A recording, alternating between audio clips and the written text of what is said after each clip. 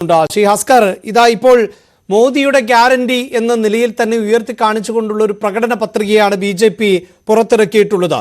അതിൽ പ്രധാനമന്ത്രിയുടെ വാചകം വളരെ ശ്രദ്ധേയമാണ്. അദ്ദേഹം പറഞ്ഞു, ഞങ്ങൾക്ക് ചെയ്യാൻ പറ്റുന്ന കാര്യങ്ങൾ മാത്രമേ ഞങ്ങൾ പറയുകയുള്ളൂ എന്ന്. ഈ 2014 മുതൽ 2024 വരെയുള്ള BJPയുടെ ഭരണം പരിശോധിച്ചാൽ പ്രകടന പത്രികയിൽ പറഞ്ഞിട്ടുള്ള കാര്യങ്ങൾ അതിപ്പോൾ ഏറ്റവും പ്രധാനപ്പെട്ട ഒന്നായി ചർച്ച ചെയ്ത ഒന്നാണ് രാമക്ഷേത്രം തന്നെ. രാമക്ഷേത്രവുമായി ബന്ധപ്പെട്ട പ്രകടന പത്രികയിൽ നേരത്തെ പരാമർശമുണ്ടായിരുന്നു. ഒന്നുകിൽ നിയമപരമായ സാധ്യത തേടും, നിയമപരമായി നടക്കുന്നില്ല എങ്കിൽ മറ്റു വഴികൾ തേടും, ചർച്ചകൾ നടത്തും, പക്ഷേ രാമക്ഷേത്രം നിർമ്മിച്ചിരിക്കും എന്ന് പറയുന്നു. ഇപ്പോഴിതാ രാമായണ ഉത്സവം നടത്തും എന്നതടക്കമുള്ള കാര്യങ്ങൾ പറയുന്നു. ഏകീകൃത സിവിൽ കോഡ് നടപ്പിലാക്കും എന്ന് പറയുന്നു. ഒരു രാജ്യം ഒരു തെരഞ്ഞെടുപ്പ് നടപ്പിലാക്കും എന്ന് പറയുന്നു. ഇതിൻ്റെ എല്ലാം അണിയറ പ്രവർത്തനങ്ങൾ ഒരു ഭാഗത്ത് തുടങ്ങിയിട്ടുണ്ട് എന്ന് നമുക്ക് എല്ലാവർക്കും അറിയാം. ഇതാണ് മോദിയുടെ ഗ്യാരണ്ടി എന്ന് BJP പറയുകയാണ്. അവിടെ പ്രിന്റുവിനെ പോലുള്ളവർ പറയുന്നത് മോദി ഇന്ന് ഇന്ത്യയുടെ പ്രധാനമന്ത്രി മാത്രമല്ല, BJPയുടെ സമുന്നതനായ നേതാവ് മാത്രമല്ല, മോദി ഒരു ആഗോള ബ്രാൻഡാണ്. ആ ബ്രാൻഡിൽ ഇന്ത്യയിലെ 140 കോടി ജനങ്ങൾക്ക് വിശ്വാസമുണ്ട് എന്നാണ്. നമുക്കറിയാം, ഈ തെരഞ്ഞെടുപ്പിൽ 370 സീറ്റുകൾ ആണ് BJP ഒറ്റയ്ക്ക് ലക്ഷ്യം വെക്കുന്നത്. പ്രിന്റു അത് അംഗീകരിക്കുന്നില്ല. പ്രിന്റ് പറയുന്നത് ഈ തെരഞ്ഞെടുപ്പിലെ 370 380 സീറ്റ് എന്നതല്ല ഞങ്ങൾക്ക് പ്രധാനം, മറിച്ച് രാജ്യത്തിന്റെ സുസ്ഥിര വികസനം എന്നതാണ്. അതെന്തുമായിക്കൊള്ളട്ടെ, പക്ഷെ 370 BJPയുടെ ലക്ഷ്യമാണ്. ആ ലക്ഷ്യത്തിലേക്ക് എത്തിക്കാൻ ഈ ഗ്യാരണ്ടിക്ക് സാധിക്കുമോ? BN ഹസ്കർ. 2024 തെരഞ്ഞെടുപ്പിനെ BJP നേരിടുമ്പോൾ സ്വാഭാവികമായും ഇന്ത്യ എവിടെ എത്തി നിൽക്കുന്നു 2014 മുതൽ എന്നതുകൂടി പരിശോധിച്ചതിന് ശേഷം മാത്രമേ നമുക്ക് അതിലേക്ക് എത്താൻ കഴിയൂ.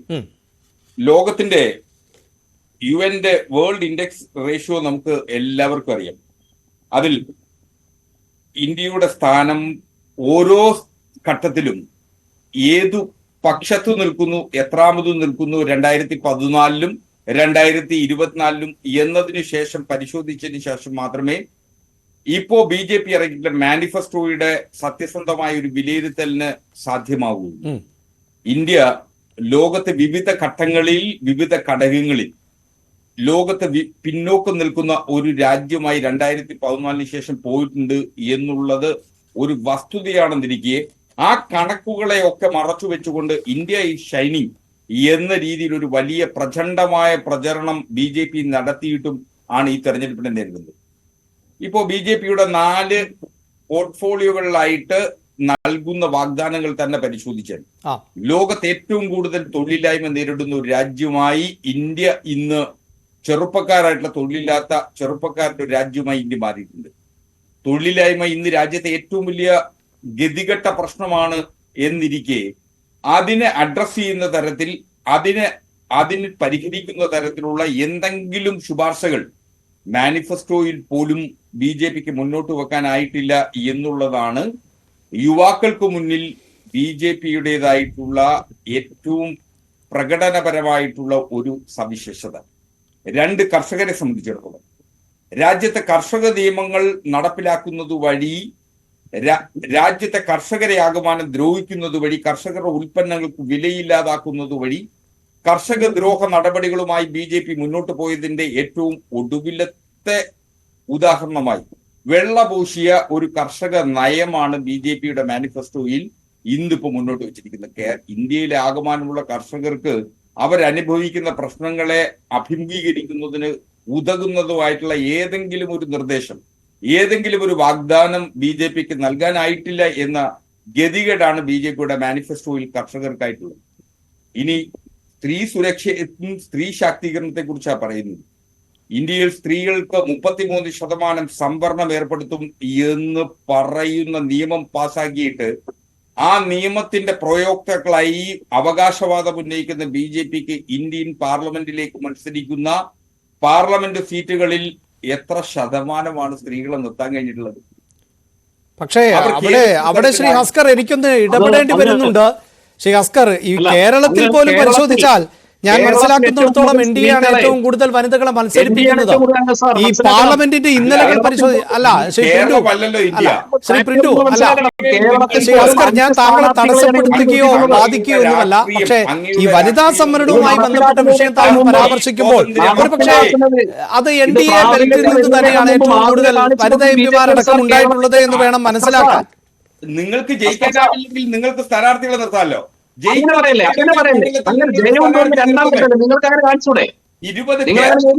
മണ്ഡലത്തിലും നിങ്ങൾക്ക് ജയിക്കാനാവില്ലെന്ന് എന്നേക്കാൾ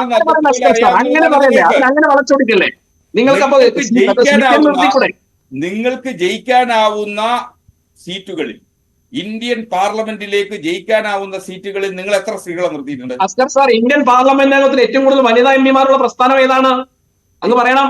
നിങ്ങൾക്ക് ഭൂരിപക്ഷം ഒരു സാഹചര്യത്തിൽ സ്ത്രീകളാണ് ഏറ്റവും കൂടുതൽ MLA-മാരുടെ പ്രസ്ഥാനം ഏതാണ് സാർ? നിങ്ങൾ ഇന്ത്യയുടെ പഞ്ചായത്ത് മെമ്പർമാരുടെ പ്രസ്ഥാനം ഏതാണ് സാർ? BJP ആണ്.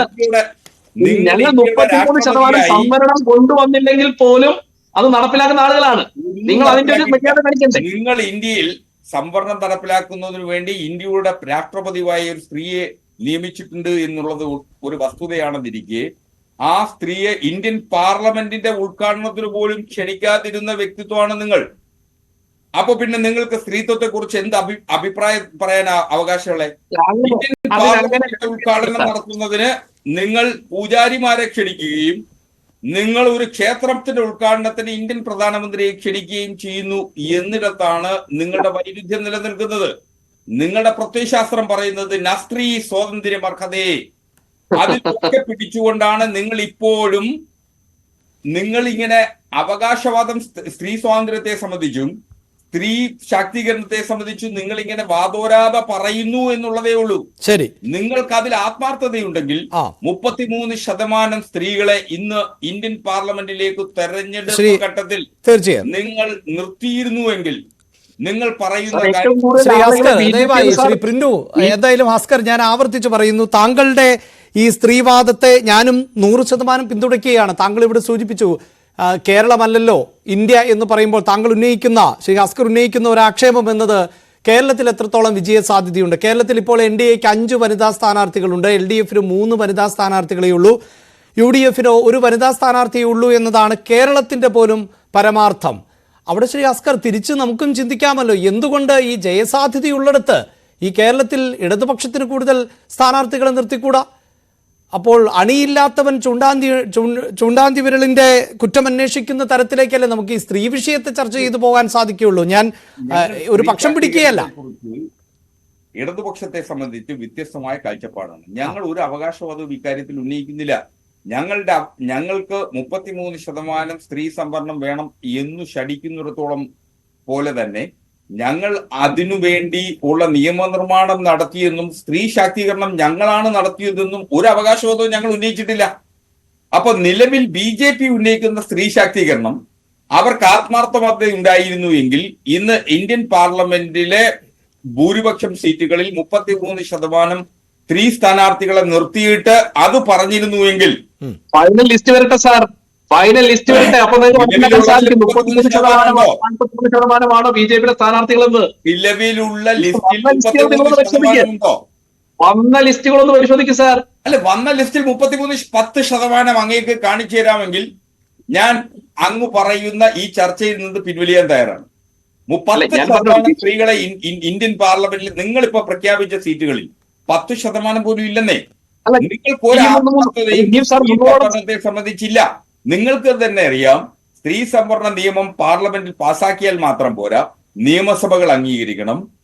അതുപോലെ തന്നെ വിവിധ ഘട്ടങ്ങളായി നടക്കുന്ന പഞ്ചായത്ത് രാജ് നിയമത്തിന്റെ അടക്കമുള്ള നിയമനിർമ്മാണങ്ങൾ നടത്തണം എന്നുള്ള ബോധ്യം നിയമപരമായിട്ട്. രാഷ്ട്രീയപരമായി പോലും നിങ്ങൾക്ക് അതിനെ ഏറ്റെടുക്കാനാവില്ല. കാരണം നിങ്ങളുടെ പ്രത്യയശാസ്ത്രം എന്ന് പറയുന്നത് ന സ്ത്രീ സ്വാതന്ത്ര്യ വർദ്ധത്തി. അതാണ് പ്രത്യയശാസ്ത്രം കൂടി ഒന്ന് പറയണം. പോലും വിശ്വസിക്കുന്നത് മനുസ്മൃതിയിൽ അധിഷ്ഠിതമായിട്ടുള്ള ഒരു പ്രത്യയശാസ്ത്ര പരമ്പരയാണ്. അപ്പൊ സ്വാഭാവികമായും